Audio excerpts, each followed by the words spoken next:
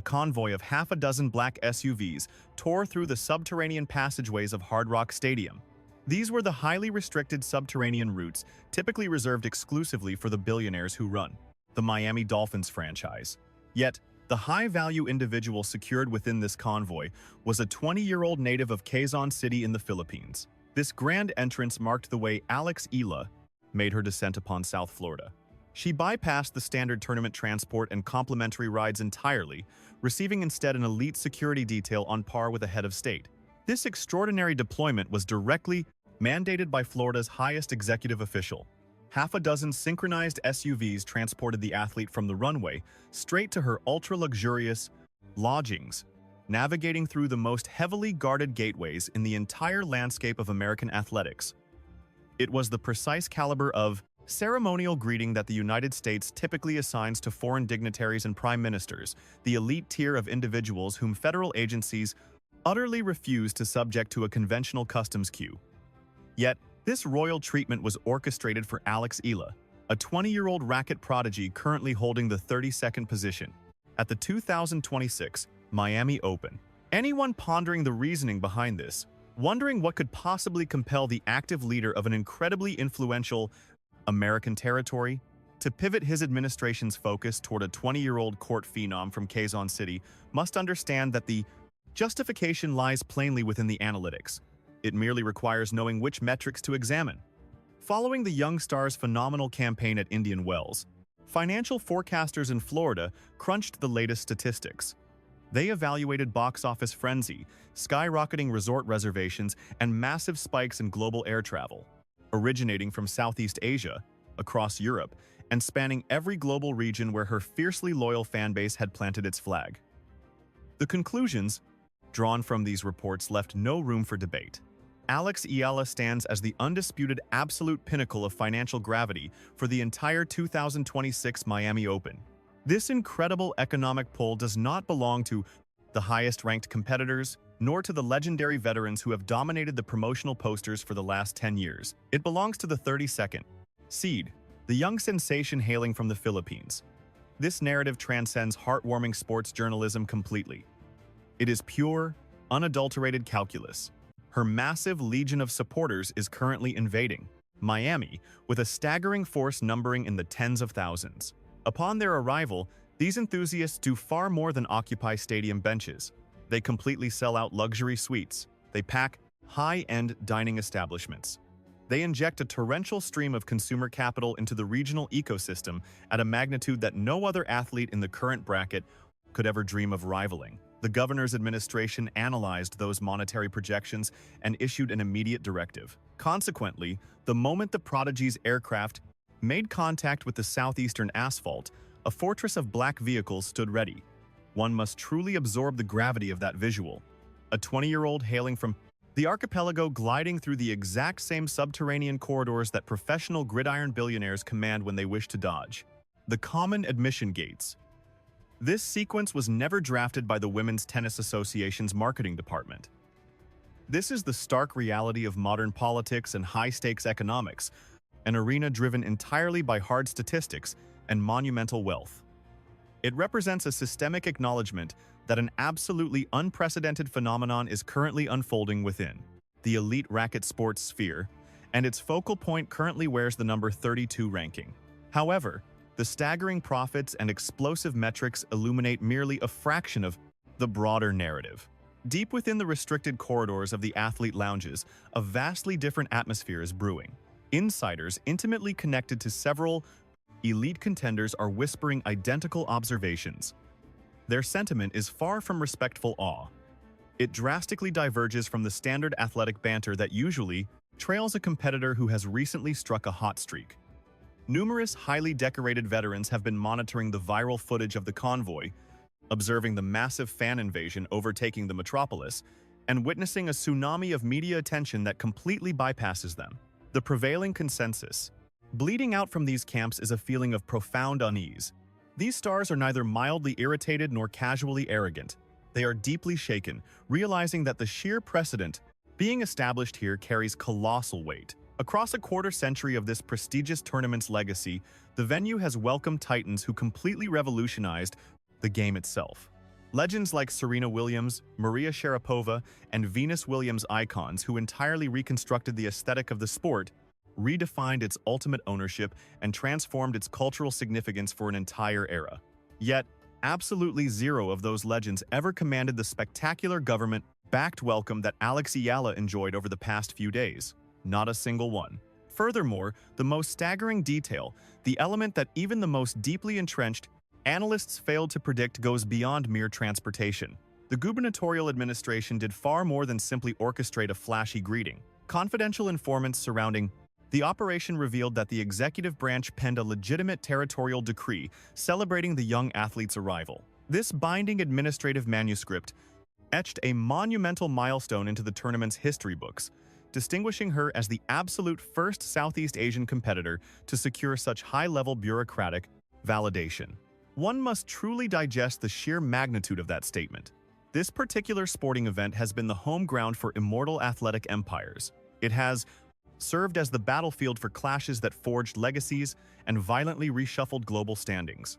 Despite that rich history, this exact milestone, this solemn and permanent bureaucratic tribute, was captured by a Filipina prodigy who, a mere 18 months prior, was quietly grinding her way up the ladders, systematically validating her immense talent game by game to an audience that had not yet fixated its gaze upon her the way it undeniably does today. The globe is undoubtedly staring now. Furthermore, that massive 63 million peso tactical fund secured at Indian Wells serves as a critical driving force behind this newfound fascination. That astronomical figure shattered the financial sector's indifference. The moment an athlete violently extracts a concession from the fourth-ranked competitor globally and departs a championship hoarding that caliber of capital, corporate titans do far more than merely observe. They completely recalibrate their strategies around the victor.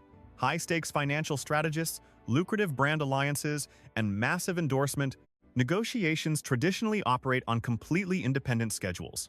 However, once the athletic dominance becomes irrefutable, all those entities violently converge into a singular trajectory. The young prodigy has completely shed the label of a promising prospect with mere potential.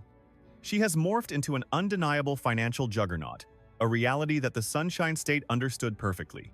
Long before the opening serve even sliced through the air, the preliminary box office figures painted a crystal-clear picture. Tickets for Alex Eala were vanishing at a staggering rate, leaving every other competitor, even the tournament heavyweights, eating her dust. And it was not merely a slight edge. The second she locked in her Miami appearance, accommodations surrounding the massive stadium experienced a historic boom. Authentic cultural eateries, community hubs, and local enterprises scattered across the sun-drenched southern coastline all witnessed an unprecedented explosion in foot traffic, driven entirely by the overwhelming descent of her loyal supporters upon the metropolis. This phenomenon perfectly illustrates the staggering power of an independent, grassroots movement. It showcases exactly how much she revitalizes a local economy, drawing tens of thousands of die-hard believers eager to finance a legendary journey they personally helped write. Yet, this absolute triumph is a bitter pill for the traditional tennis authorities to swallow. The corporate elite never orchestrated this devotion. They poured zero promotional dollars into forging this unstoppable global alliance. Instead, the young phenom and her fierce supporters forged their empire in the trenches, match after grinding match, entirely outside a rigid framework that never wanted them to succeed. Now, the establishment is desperately scrambling to comprehend a truth her fiercely loyal nation recognized ages ago. Meanwhile, inside the colossal stadium, her mere warm-up routines are shattering analytical expectations and leaving data experts completely baffled. Staggering audience metrics for a simple training session are suddenly eclipsing the actual television ratings for primetime, sanctioned clashes featuring seasoned veterans. Executives are staring blankly at these impossible statistics, entirely incapable of mapping them onto any historical precedent. When a routine volley exchange draws a larger crowd than a high-stakes, professional showdown, the narrative shifts from mere athletics into the realm of sheer cultural phenomenon. Authorities in the state capital recognized the impending tidal wave long before the ceremonial coin toss. Yet, thousands of miles away, in the Pacific Northwest, a dramatic twist was quietly unfolding at the epicenter of sports culture. A typical visit to the global apparel headquarters follows a predictable script: a polite walkthrough, a glimpse at upcoming gear, and a highly polished promotional snapshot. However, the moment the prodigy crossed that threshold, the standard protocol disintegrated into thin air. As she navigated the legendary underground corridors, gliding past monumental tributes honoring titans of the court and the hardwood, she bypassed decades of immortalized athletic glory staring down from the immaculate walls. Suddenly, her footsteps halted. Soaring above her was a massive banner displaying her own visage alongside a profound declaration. History in full bloom. This profound gesture was far from coincidental. It was the ultimate titan of sporting goods definitively staking their claim on her brilliant destiny. Furthermore, the meticulously crafted apparel destined for her upcoming debut amplifies that profound narrative to breathtaking heights. Insiders reveal that developers have perfected a highly exclusive, heritage-inspired wardrobe specifically tailored for her grand entrance. This masterpiece seamlessly integrates the delicate sampaguita, the proud floral emblem of her homeland, into the very fabric of her signature performance gear. Far removed from a cheap promotional stunt or a fleeting seasonal gimmick, this apparel stands as a fierce, unapologetic cultural manifesto. It serves as a profound homage to her ancestral roots, a heavy mantle she proudly bears every single time she steps between the chalk lines. It is a vibrant symbol resonating deeply within the soul of every compatriot witnessing her meteoric ascent. Therefore, when she marches into her Tuesday premiere, she will not merely be modeling athletic wear. She will literally carry the heart of her nation woven into every fiber. Accompanying this armor, visionary creators forged a luminous, pristine white emblem, delicately fashioned after the signature five-petaled bloom, silently honoring her miraculous leap from the depths of the unranked wilderness, straight to the prestigious position of world number 28. It remains an intimate, quiet detail that speaks volumes to those who grasp its monumental weight. But she is not donning that spectacular outfit merely to capture the flashbulbs. Her training hours have been consumed by ruthlessly repeating one singular, vicious tactical sequence. Every punishing stroke has been meticulously calibrated to dismantle a very specific, looming adversary on the horizon. Seasoned analysts and rival camps hovering around the perimeter have all whispered about the exact same terrifying detail. She is mercilessly weaponizing her southpaw angles to shatter baseline defenses, honing the very blade her inevitable round 3 opponent dreads. For anyone studying the tournament grid, the motivation behind this obsessive, laser-focused preparation is glaringly obvious. Cruising into the fray as the 32nd seed, she was granted a luxurious opening round bypass. So, while the rest of the exhausted locker room battles fatigue and the suffocating tropical heat of the southern coastline, the prodigy has basked in strategic recovery, utilizing every single stolen hour with lethal, calculated intent. Her ferocious preparations beneath the stadium lights have possessed an aura of chilling precision, commanding the attention of every lingering spectator. That highly anticipated third-round challenger is none other than Iga Swiatek, currently reigning as world number 2. A titan widely regarded as the most formidable and mechanically flawless warrior of the modern era. Yet, backstage whispers suggest the supreme champion is wrestling with serious insomnia this week, haunted by a brutal quarterfinal collapse in the desert that completely shattered her inner circle. Then the final tally implied. That crushing defeat against Siniakova laid bare a glaring, undeniable vulnerability. Swiatek's legendary composure shatters. Whenever challengers ruthlessly disrupt the precise tempo that anchors her dominance, she took to social media to brush off the disaster, labeling the ordeal as just a rough outing, desperate to turn the page. Yet, wiping the slate clean becomes a monumental task when the Miami tournament bracket thrusts a completely rejuvenated, politically endorsed powerhouse named Alex Eala straight into her path for a brutal third-round showdown. Swiatek's camp is painfully aware of their dark history. Back in 2025, Eala absolutely annihilated the former world number 2 without dropping a set, dominating 6-2, 7-5. Fortune played no part in that massacre. It was a tactical masterclass carried out with lethal accuracy. The brutal angles of Eala's southpaw serves, combined with her frightening power to unleash terrifying velocity from the backcourt, allowed her to pinpoint the exact weaknesses that obliterate Swiatek's groove-dependent strategy.